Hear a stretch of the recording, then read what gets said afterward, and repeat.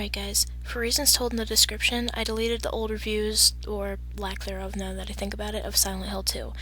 It was going nowhere fast, as said, so let's hope I can get this done in one shot. As I said in my old review, Silent Hill 2 was produced by a company called Konami and released in late 2001 as one of the very first PlayStation 2 games, and was later released for the original Xbox and PC of the following year. It's a survival horror game with a third-person perspective which revolves around a man named James Sunderland, who is looking for his supposedly dead wife, named Mary, in their special place of Silent Hill. Why? Because that's what the letter he got from said dead wife told him to do. Yeah, I don't get it either. Along the way, you meet other important characters such as Eddie, Angela, Laura, Maria, and probably one of the scariest yet most overly used humanoid monsters known in existence, Pyramid Head. This game was very unique from practically any other game on the market both before and at that time because it was so heavily based off of the human psyche. Seriously, almost every monster in the game symbolizes something about James's mind. Lying figures, or as I like to call them flesh jackets, are figures that have next to no physical features whatsoever, trapped in a straitjacket of their own flesh. They look like hospital or asylum patients writhing in pain and agony, and they symbolize James's internal suffering. Mannequins are dull-looking torsos with two sets of legs on either side of the torso. These represent James's natural urges and desires. The bobblehead nurses are nurses with curvaceous bodies and cleavage, but horrible bandaged, faceless, and swollen heads. These are a mixture of the lying figures and the mannequins, showing both hospitalization and sickness as well as sexual urges and frustrations. The mandarins, although few in the game, are to show horrible, overwhelming anguish, which is why they supposedly can't stand on the ground. There is also an unseen monster called the Prisoner who appears in a jail cell at a certain part of the game. It bangs on the doors of the jail cell when you walk by and has a loud, powerful, terrifying voice that cries out "Ritual, ritual" as you walk by. You can even kill it by shooting it, and when it dies it makes a, very human-sounding cry. It doesn't have a set-in-stone meaning, but one can draw their own conclusions about it.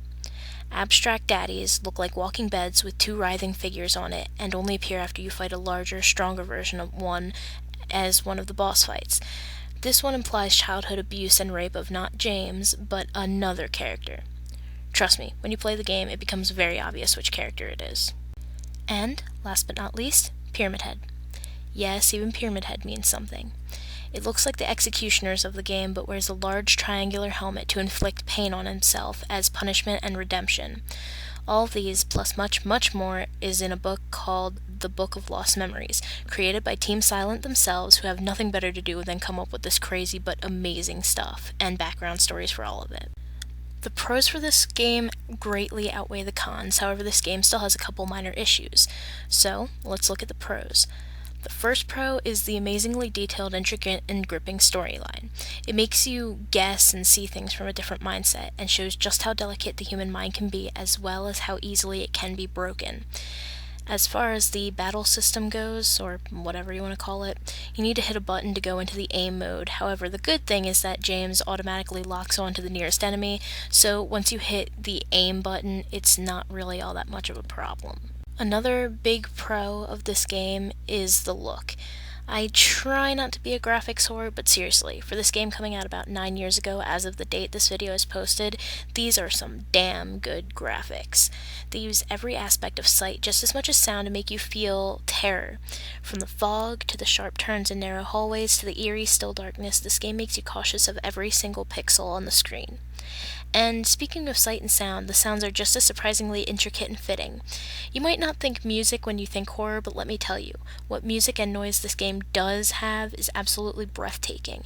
In fact, the song I used in the beginning is a fan-made cover of the infamous Music Box theme, which is probably one of the most well-known songs from the game. I also really like the fact that, depending on how you play, you get different endings in the game. Now, I know this is commonplace in most games nowadays, but it's really interesting because every single ending was and is, at least in some odd way, enjoyable and fun to watch. Now for the cons. The biggest one I need to mention that isn't really nitpicking is the puzzles. I warn you now, some of the puzzles are just ridiculous. Whether it be ridiculously hard or ridiculously stupid, most of the puzzles make you think to yourself, what the fuck? The best example of this is, I swear to God, canned light bulbs. You heard me. Canned fucking light bulbs.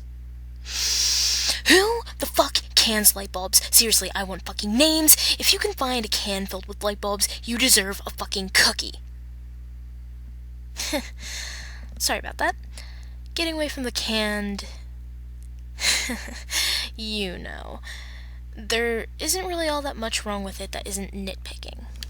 One thing that kind of bothers me is the controls. Just like with the first Silent Hill, they tried to make the game as realistic as possible. That means that James gets tired if he runs for too long. He swings his melee weapons kind of funky and skids slightly when he stops running.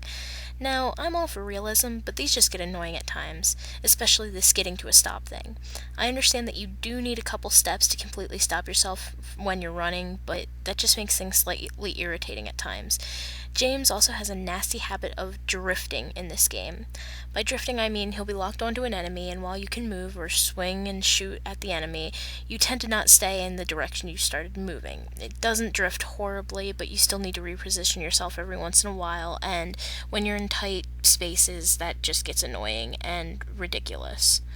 Another thing about the controls is the controller itself. Once you start the game, well, technically even before you start the game, you're going to need to go into the options menu and fix up the button configuration. This game has a lot going for it, and that means a lot of different buttons and button combinations.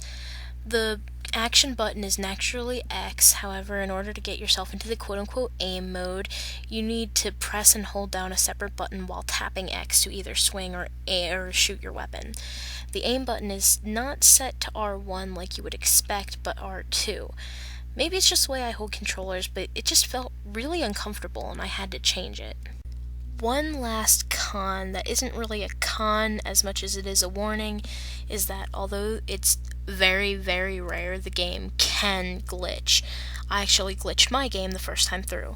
I went into a room that was different than it normally is supposed to be for a specific cutscene, meaning it was on fire when it normally isn't, and it's the final time that you see one of the main characters, and it was instantly supposed to trigger when I walked through the door. But it didn't. Me thinking, maybe I can do this again. After exploring, I walked out and walked back into the room thinking that maybe it would trigger the second time around. But the room just went completely back to normal.